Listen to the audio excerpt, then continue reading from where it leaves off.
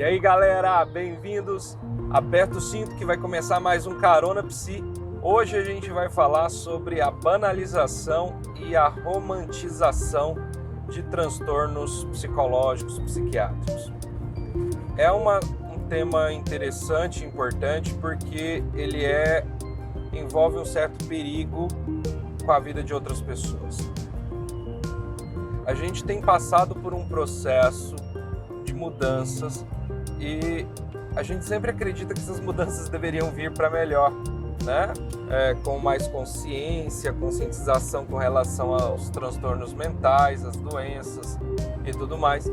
E a gente parece que está evoluindo, né? A gente está indo na contramão, de ré, e a gente tem passado por situações que são muito assustadoras até, né? Então a gente tem visto um monte de gente resgatando aquele discurso, por exemplo, de que depressão é falta de Deus, que depressão é falta de trabalho, é falta de vergonha na cara e coisas do tipo. Sendo que a gente já tem mais do que certeza de que a depressão é uma doença, que ela envolve inclusive algumas alterações na química do cérebro, na capacidade do cérebro de absorver determinadas substâncias. E essa coisa a gente já consegue achar até no Google. Eu quero falar justamente de um outro aspecto, justamente esse aspecto psicológico. A partir do momento que eu trato de forma banal, de forma desrespeitosa uma doença, eu tenho o poder de agravar esse quadro no paciente. Porque eu estou falando para ele que o que ele tem não é sério, não é grave, não precisa de atenção e que ele está somente tentando chamar a atenção ou aparecer em cima de uma coisa que é séria. Isso é perigoso, porque isso pode resultar até num agravamento do caso e até num suicídio, porque o paciente ele vai achar que ele realmente não tem nada, ou que as pessoas acham que ele não tem nada e que a dor dele não é importante para o resto das pessoas. E aí a gente começa já tendo que falar isso. Você não tem o direito de medir a dor do outro. E você não deve, não pode medir a dor do outro pela sua régua, pelo que você passou. É muito comum nesse processo de banalização de doenças, a gente medir a dor do outro pela nossa régua. Porque eu passei por isso e não foi assim. Porque eu tive isso, mas eu tô aqui firme e forte. Aí a gente entra, inclusive, numa palavrinha que ela não é só bonita para fazer tatuagem no braço, igual muitos fazem, né? A famosa resiliência, que é a habilidade, a capacidade de lidar com as adversidades de maneira individual. Cada pessoa vai lidar com essas adversidades de um jeito, e isso vai depender de tudo que passou na vida dela até chegar naquele momento, de todos os momentos reforçadores e punidores que ela teve, tudo que melhorou ou piorou a situação dela, tudo que ela aprendeu, tudo que ela foi ensinada, treinada, modelada, né? Então, a gente vai lidar com a dor, com o sofrimento, com doenças, cada um de um jeito. E aí o que talvez para você não é doloroso, para muitos sejam. E não quer dizer que a dor do outro seja menor ou tenha menos valor do que a sua por causa disso. Então, a primeira coisa que a gente precisa aprender nesse processo de banalização é tomar cuidado para não diminuir a dor do outro. Eu não consigo e não posso fazer isso, né? Então, a gente tem que aprender, inclusive, a exercitar um pouco mais da empatia, de se colocar no lugar do outro, de tentar entender a dor do outro, de por que ele está sofrendo, né? E muitas vezes a gente fica preso nesses julgamentos e aí a gente deixa de ajudar. Aí chega o Setembro Amarelo, todo mundo coloca no Facebook, porque o meu inbox está aberto qualquer hora que você quiser desabafar. E aí, como a pessoa vai ter segurança para desabafar contigo se no resto do ano sua página é cheia de postagens falando que você reclama da vida enquanto tem gente passando fome, enquanto tem gente com isso, com aquilo e tudo outro? E aí a gente precisa entender, inclusive, que a gente não está numa competição de quem está mais fodido, né? Eu posso ter problemas, você pode ter outros problemas e eu posso sofrer até mais do que você ou você sofrer mais do que eu. Esse processo, ele é individual, ele é pessoal, o sofrimento, ele é pessoal. E aí, quando a gente entra nas doenças, a gente tem essa banalização e esse desrespeito mesmo, né?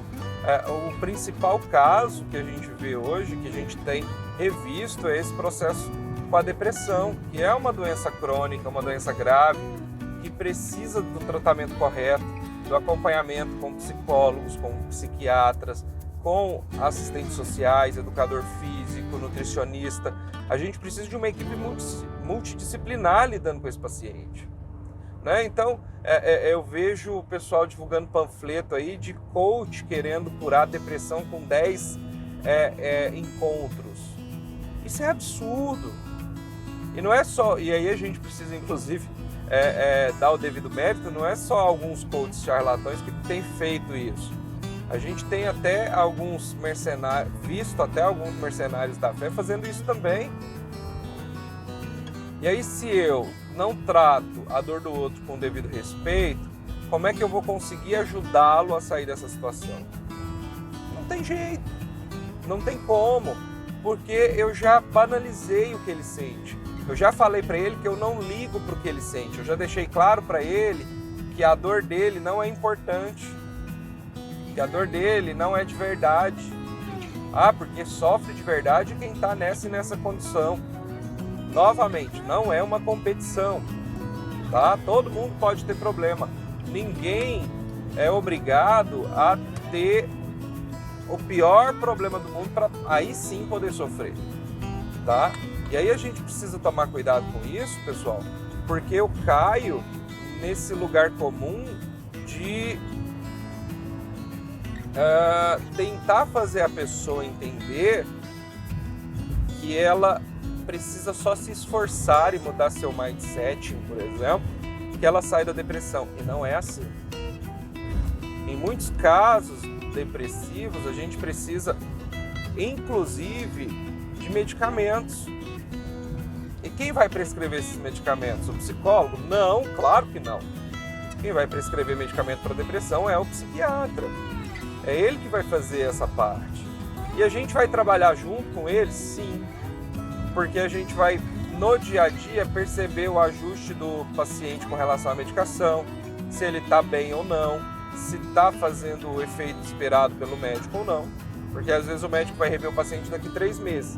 E a gente acompanhando o paciente toda semana, a gente consegue ver isso e dar um feedback mais rápido e assertivo para o médico.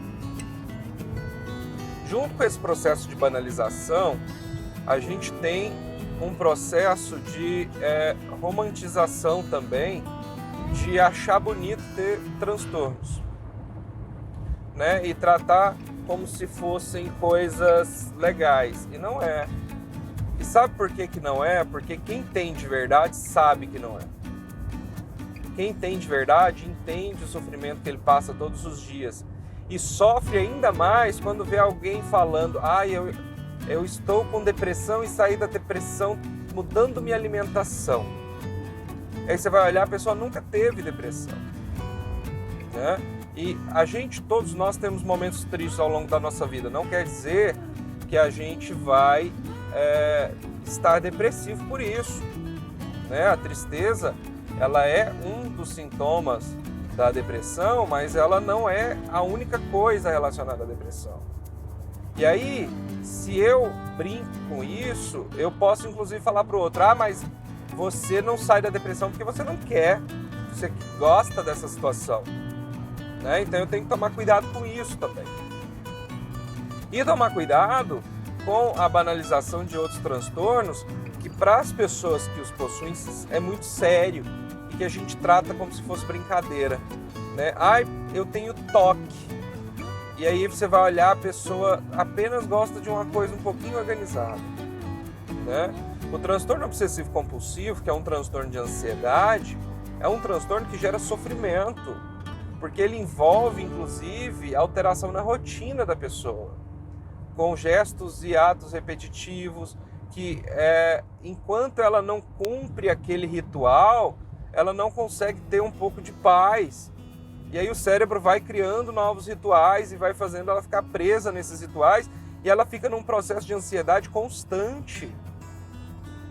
E aí, porque você gosta de organizar as gavetas do seu guarda-roupa de acordo com os tipos de coisas que você veste, você fala que tem toque. Ai, porque eu tenho toque desde criança, eu sou obcecada por isso. Se alguém for lá e tirar alguma roupa do seu guarda-roupa, do lugar, você vai trabalhar normal, você vai sair normal. Você não vai lá no trabalho ficar angustiada ao ponto de falar para o chefe que precisa sair mais cedo só para voltar para casa para colocar a roupa no lugar certo no guarda-roupa.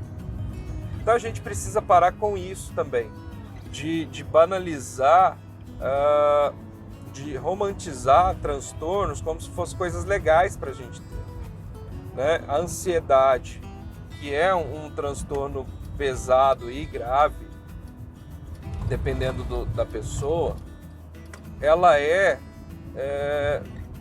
gera muito sofrimento. E a gente vê um monte de pessoas dizendo que são ansiosas e tudo, e é óbvio, a gente às vezes experimenta reações de ansiedade, situações de ansiedade, né? O cortisol e outros neurotransmissores e hormônios levam a gente a essas situações de estresse e ansiedade, mas não quer dizer que seja uma ansiedade generalizada que gera sofrimento, né? Então você está ansioso ali, mas se você parar 2 minutinhos para entrar no Instagram e ver a foto de gatinho, você melhora. Se você entrar no Facebook e ver um meme engraçado, você já está mais tranquilo.